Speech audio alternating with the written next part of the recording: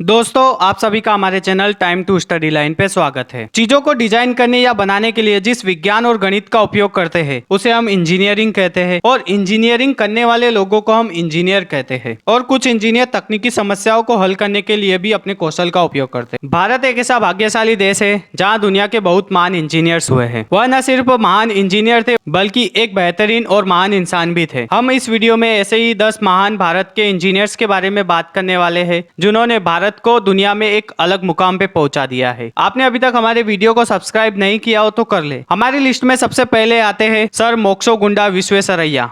यह भारत के प्रसिद्ध इंजीनियर, विद्वान और राजनेता थे। वर्ष 2012 से 2018 तक ये मैसूर के दीवान भी रह चुके हैं और इनका जन्म 15 सितंबर 1861 को हुआ था। इनके जन्मदिन के अवसर पर ही हम इंजीनियर्स डे बनाते हैं और 1955 में इन्हें भारत रत्न से सम्मानित किया गया था। और दूसरे नंबर पर आते हैं डॉक्टर सतीश धवन जी। इन्हें भारत में एक्सपेरिमेंटल फ्लूइड डायनेमिक्स रिसर्च के जनक के रूप में माना जाता है। इन्होंने मैकेनिकल इंजीनियरिंग से ग्रेजुएशन किया था। इन्होंने यूनिवर्सिटी ऑफ मिनेसोटा मिनियापोलिस से एयर स्पेस इंजीनियरिंग से मास्टर ऑफ साइंस किया था और इन्होंने IISc में भारत के सर्वप्रथम सुपरसोनिक विंड टनल स्थापित करने का श्रेय भी इन्हीं को जाता है। और इन्हें भारत सरकार की तरफ से पद्म विभूषण और इंदिरा गांधी पुरस्कार जैसे बड़े सम्मान भी दिए गए हैं और PSLV जैसी प्रणालियों के लिए भी इन्होंने भारत को मार्गदर्शन दिया था। और तीसरे नंबर पर आते हैं हमारे APJ अब्दुल कलाम सर, जिन्हें मिसाइल मैन के नाम से भी जाना जाता है। इन्होंने वर्ष 2002 से 2007 तक भारत के 11वें राष्ट्रपति के तौर पर भी भारत देश को सेवाएं दी थी। APJ अब्दुल कलाम का जन्म 15 अक्टूबर 1931 को तत्कालीन मद्रास के पब्बन द्वीप पर रामेश्वर में हुआ था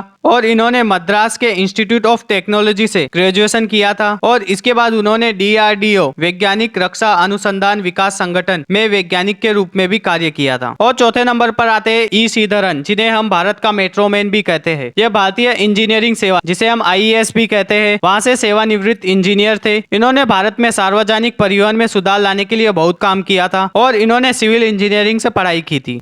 इसके बाद हमारे 5वें नंबर पर आते हैं रघुनाथ गोविंद राजन। ये भारतीय रिजर्व बैंक के 23वें गवर्नर भी थे और 2003 से 2007 तक अंतर्राष्ट्रीय मुद्रा कोष के मुख्य अर्थशास्त्री भी रहे। रघुराम राजन का जन्म 1963 में मध्य प्रदेश के भोपाल शहर में हुआ था और इन्होंने दिल्ली के इलेक्ट्रिकल इंजीनियरिंग से ग्रेजुएशन किया था और भारतीय रिजर्व बैंक के गवर्नर पद पर अपना कार्यकाल पूरा करने के बाद वे अब शिक्षा के क्षेत्र में वापस लौट गए हैं। और छठे नंबर पर आते हैं सुंदर पिचाई। सुंदर पिचाई 2004 में गूगल से जुड़े थे और फिलहाल गूगल इंक के मुख्य कार्यकारी अधिकारी के रूप में है। इनका जन्म तमिलनाडु के मदुरई में हुआ था और इन्होंने IIT खड़गपुर से मेटलर्जिकल इंजीनियरिंग की थी। और 7वें नंबर पर आते हैं सत्या नाडेला। वर्तमान में यह माइक्रोसॉफ्ट के मुख्य कार्यकारी अधिकारी CEO है और नाडेला का जन्म तेलंगाना के हैदराबाद शहर में हुआ था और इन्होंने थामड़ीपाल इंस्टीट्यूट ऑफ टेक्नोलॉजी से इलेक्ट्रिकल इंजीनियरिंग से ग्रेजुएशन की डिग्री हासिल की थी। और 8वें नंबर पर आते हैं नागवरा रामो राव नारायण मूर्ति। यह एक भारतीय IT उद्योगपति और इंफोसिस के सह संस्थापक है।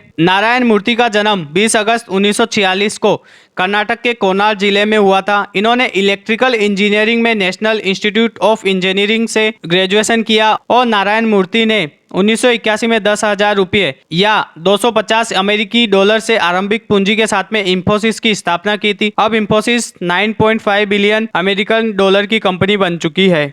और 9वें नंबर पर आते हैं वर्गीस कुरियन। वर्गीस कुरियन, जिन्हें श्वेत क्रांति के जनक के रूप में भी जाना जाता है। और वर्गीस कुरियन का जन्म मद्रास के कालीकट में 26 नवंबर 1921 को हुआ था और इन्होंने मद्रास के गिंडी स्थित कॉलेज ऑफ इंजीनियरिंग से मैकेनिकल इंजीनियरिंग में ग्रेजुएशन किया था। और 10वें नंबर पर आते हैं सत्यनारायण गंगाराम त्रिपोदा, जिन्हें हम सैम त्रिपोदा के नाम से भी जानते हैं। इनका जन्म 4 मई 1942 को हुआ था और इन्होंने बड़ौदा के महाराजा सयाजीराव विश्वविद्यालय से भौतिकी और इलेक्ट्रॉनिक्स की मास्टर डिग्री पूरी की थी। और वर्ष 1975 में इन्होंने इलेक्ट्रॉनिक डेयरी का आविष्कार किया था, जिसके लिए इन्हें हाथों से संचालित गणना के शुरुआती अग्रदूतों में से एक माना जाता है। और विज्ञान और इंजीनियरिंग के क्षेत्र में इनके योगदान के लिए इन्हें वर्ष 2009 में पद्म भूषण से सम्मानित किया गया था। और इसी प्रकार हमारे देश बहुत से महान इंजीनियर हुए हैं। उनके बारे में जानते रहने के लिए हमारे चैनल को लाइक, कमेंट और सब्सक्राइब करते रहिए।